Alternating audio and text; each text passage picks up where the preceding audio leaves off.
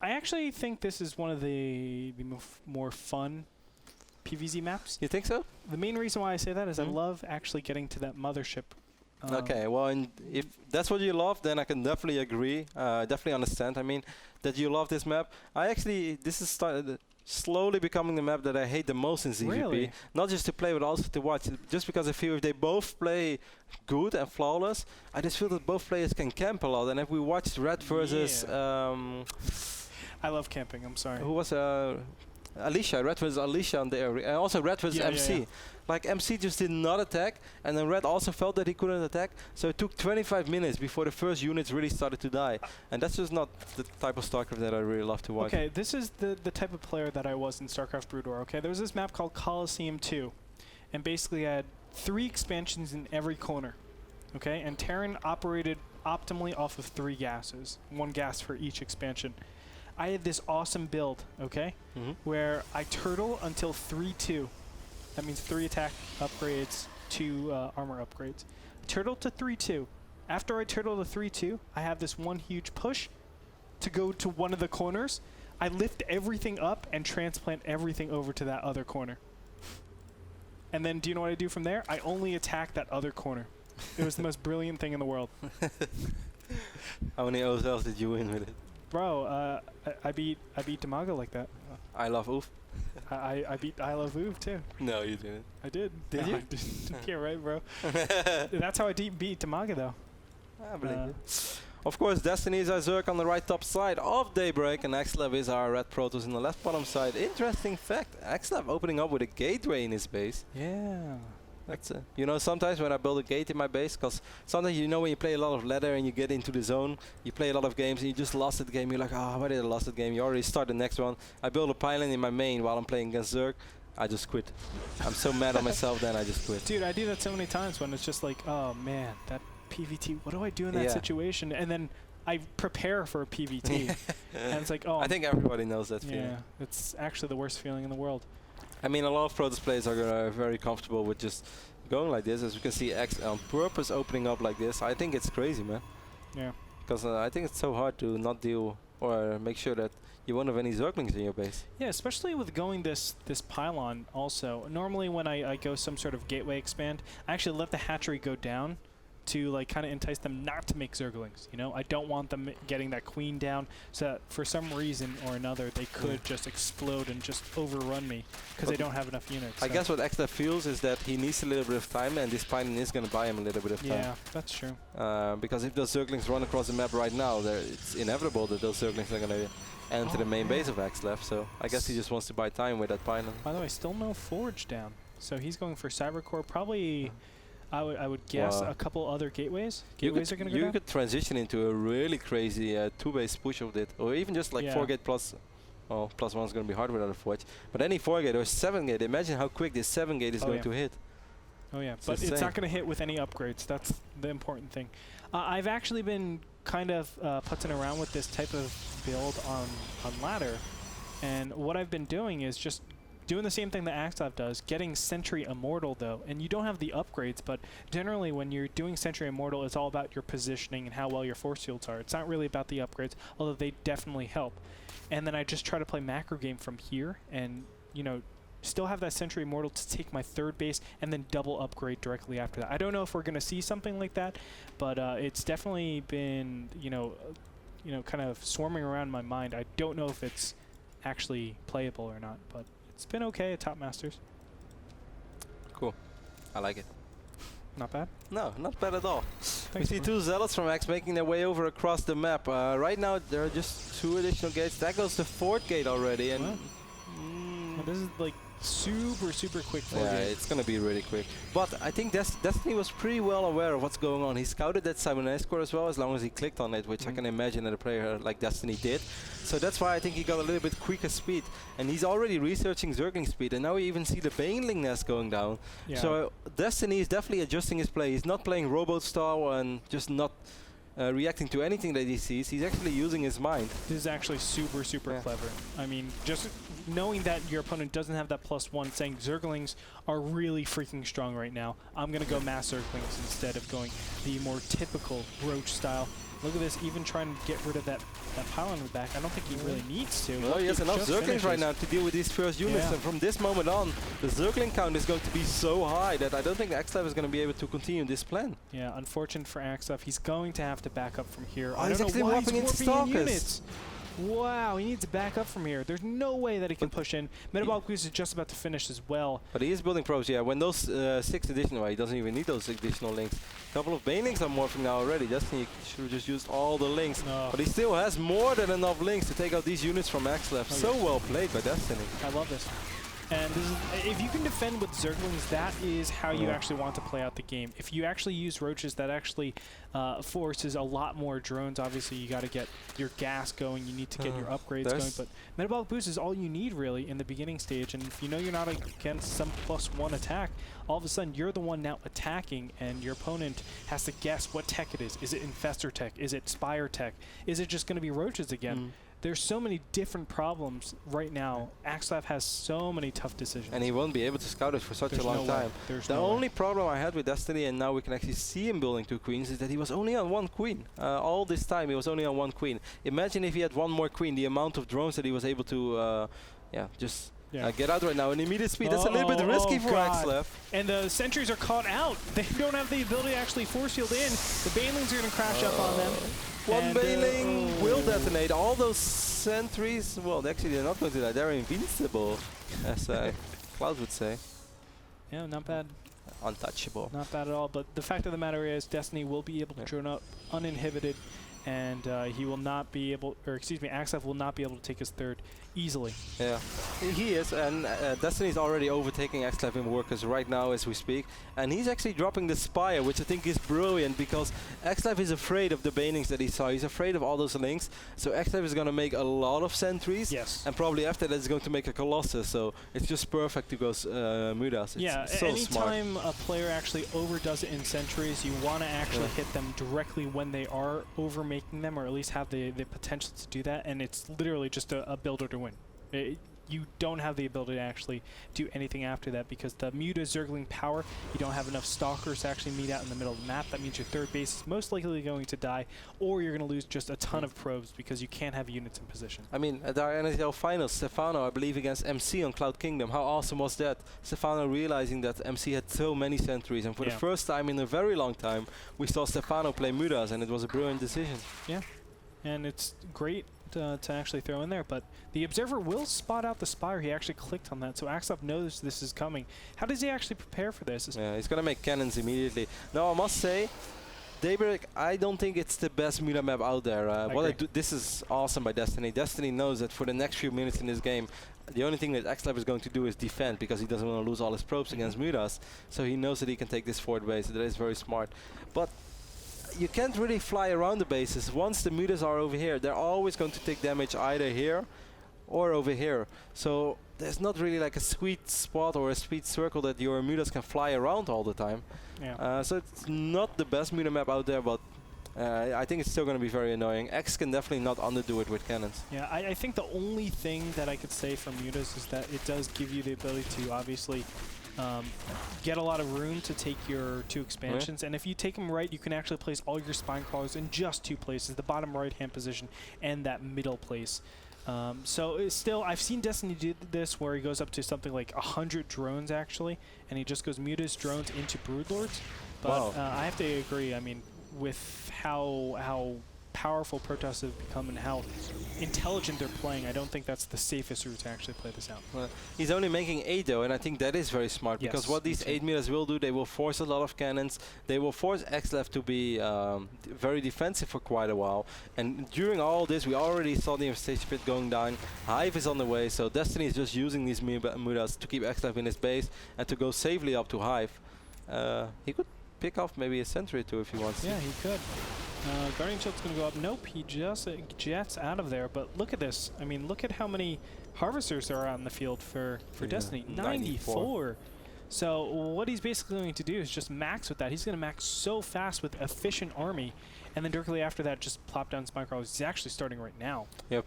I saw this crazy game once on Destiny's stream where he played against Empire Mista, the Protoss player from Greece, where Destiny was quite far behind in the start, so he just turtled like a madman. He made 20 spines at every single base. And then slowly but steady he took a 4th and then a 5th. And Mr. had everything, but he had so many stalkers. He had like almost only stalkers. In Destiny he almost only had infestors. And then he got Newer Parasite off on the mothership. Then he got a lot of Broodlords as well. And he vortexed the Protoss army. And Mr. was like, what can I do against this? And Destiny is like, yeah, so Imba. Mr. was actually quite nice, and Destiny was just trolling him. Yeah, Dark Templars going in all different corners. The third base, the natural, the main, and the bottom right-hand position. So this is going to be really difficult to stop.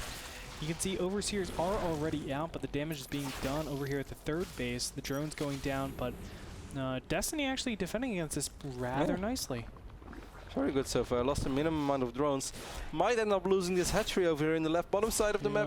Are you paying attention? No, he's not paying attention. But overall, still great crisis management, I think, from Destiny, and proving why he is a top-level Zerg. Again, ahead in bases, 4-3, but with an emerging base coming out from Axslav. But still, I feel like Axslav, just the overall development of his infrastructure is not there yet. He doesn't have the right army composition yet. He doesn't have the right production capabilities, whereas obviously Destiny, he's rolling in the cash. He's ready to switch over to Broodlord tech. He is, but Axslav is going to get a very scary arm out as well now. Of course, Axslav right now doesn't have the money to take a bad fight and then just warp in a ton of units. He definitely doesn't have a bank like that, but he's still going to be able to produce a very scary Protoss army. Right now it's not scary at all. It's 2 Zealots, 1 Dark Templar, 17 Stalkers and 4 Sentries. But eventually he is going to get a scary army. And I must say, after the start, I didn't really think that we were going to see this phase of the game, because I really think that if Destiny would have played Roach Infestor, for instance, with that good economy that he had, much quicker than Axslav had, I think it would have been very tough for Axslav to stay alive and take a third base or eventually a fourth. I agree. And you know what a style you can do is just suicide the mutas into the sentries and then empower your ground units directly after that. That's where you use your advantage in economy, with just going Zerglings into mutas. You can really do a ton of damage, but he really didn't exercise any of his advantages, rather just looking to take a larger advantage economically, but still, you know, things are evening out, as you said, and now the mothership is just about to be finished. Yeah, and 4 Stargates. And the crazy thing is that Axslav never really wasted a lot of money on Immortals or on Colossus like they normally do. So Axslav caught a lot of corners, but it's okay, because all the Destiny ever did was made 8 mutas to just keep Axslav on his side of the map, but Axslav was completely okay with that. And now we're going to see this weird stage of ZVP where vortexes are going to be very important. Well, if Destiny is going to attack right now, he will still hit a sort of a window that Axslav is not really ready yet. I think this is the perfect time to actually hit, because without Colossus, you're really relegated to only High Templars to really do the crowd control.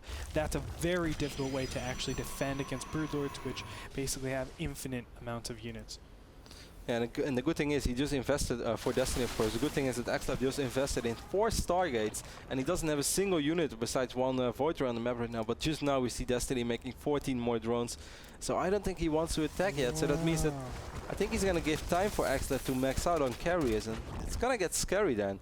He does have Neuroparasite. Oh, he still has those mutas out. I think you should actually just get rid of them. Just throw them. I think he uses them to deal with Dark Templars. Yeah, I just feel like there's better alternatives, especially with the amount of spine crawlers you're getting out. But mutas are just so useless at this stage of the game. I feel like just get rid of them as best as you can. So many spine crawlers. 15 more spine crawlers going up for Destiny. I'm gonna give you a count total, by the way. A little bit for the spine crawlers. Well, we have a small skirmish going on over here in the middle south side of this map. Axslav just sacrificing units. He's gonna even sacrifice these sentries with full energy. That hurts my Protoss heart to see those beautiful purple bars die, but it just happened. 33 spine crawlers, by the way. But yeah, I mean, I've actually done that before, but it does suck. Get hallucination. Just use that energy. Yeah, before you go. I don't think that's a bad idea. I don't think it's a bad idea at all. Not bad. Scary army from Destiny over here. 12 Broodlords, 15 Roaches, and 8 Infestors, all with 200 energy. Newer Parasite is going to be crucial. I love those cannons for Axslav. It really makes it a little bit tougher for Destiny to just engage. Yep, and with his defensive High Templars too, it actually helps quite wow, a lot of Infested Terran going to be popped out here, but Storm should go down momentarily. Axslav not doing anything. There it is, and the Infested Terran just being gobbled up. Oh, everything is so clumped up. Oh my god, he gets every single one of those Broodlords. But he doesn't have a single Archon. But the Roaches are isolated because of that, and look at how many Void Rays are around. These Void Rays are going to clean everything up. Oh my god, Destiny blundering so hard here. and now everything pops out. Is it going to be enough, Rotterdam? I don't think it's going to be enough, actually, because Destiny, well, there are not that many Corruptors. So I guess Axslav will survive for now. He did end up losing the Mothership. The Roaches did deal quite a bit of damage as well on the ground. But the most important thing for Destiny is that he kept all the Broodlords alive. And right now he knows what kind of army he's facing. Yes. So he's going to make an insane amount of Corruptors. Yeah. He doesn't even have any gas anymore. You know why? The gas timings, Andre. Yep, the gas timing. This is the 21-minute gas timing that... No, I'm just kidding. But he obviously needs... You're not kidding. You've seen this scenario before. That would be so sick, right? Bro, obviously he needs more gas, but it's so hard to take the 12 and 6 o'clock position. That's normally the big staging grounds where you go to actually engage. Now you need to be careful with those Corruptors. Imagine if you could land a fungal on all those air units right now. Oh my god. Oh, nice storm, That's Destiny. Sort of like a fungal. Yes, sort of. Destiny is going to have to micro those Corruptors. Just try to pick off those air units one by one. If he manages to do that, he's going to be able to win this game quite easily. Infested Terrans going down yet again. That's going to be additional storms. Oh, and the Void Race! Miss Rally. They are going to get taken out so fast. Those Corruptors are very, very powerful. Oh, one more. Destiny, free Void Ray.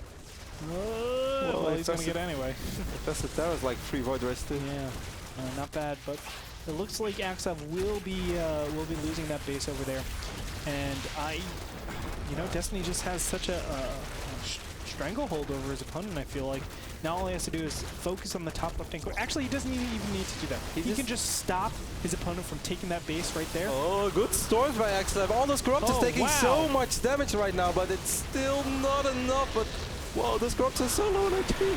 Beautifully done. Now focusing down on the carriers. Both carriers will go down. The Voiders are left, but look at how many Corruptors are left. Destiny looks to be taking this game. I don't see a way for Axslav to really get back into this. His trump card just got obliterated. Well, he still has 2 Void Rays right now, and there's not a single Corruptor over here, but there are still a lot of Infestors, so those Infestors should be able to deal with those Void Rays. Yeah, and look at the Broodlords just going down in the top left-hand position. If he loses this Nexus, the game is over. Like, there's no way to actually remax in anything. Great game by Destiny. Those Infested Terrans working on those Void Rays, Fungals landing. Axslav does have the Mothership out once more, but it doesn't have energy. He's producing 5 Void Rays at once. It's pretty sick, but it's just not going to be enough, because after this, he is going to be pretty broke. Yeah. And if you ain't got no money, take your broke ass home. You know, Fergie. Don't know that song. You do. Glamorous. G-L-A-M-E. You know it. O-U-S, the glamorous. Glamorous. No? I want to sing it more, but I know I should. Meanwhile, we had some War Prism arrests going on all along by Axslav, but it didn't really matter, because Destiny really paid attention to everything. Had Overseers over here to deal with Dark Templars, and was active with Roaches over here as well. He is taking more gas timings, 25 minute and 10-second gas. It's an important one, Andre. Now, yes, it is. Gas timings around the 25-minute mark are probably the most important, because we're going to look back at the main. Go ahead and look at the main. There. Look at that, 84 gas, 80 gas in the right one, only 600. So he's running out. He's about to be on, an approaching 3 base gas timing. You don't want to be like that in this position at endgame. So sick, right? It is, man. So sick. No, but you're right. You made perfect sense out of it. We have actually right now, this is a little bit scary.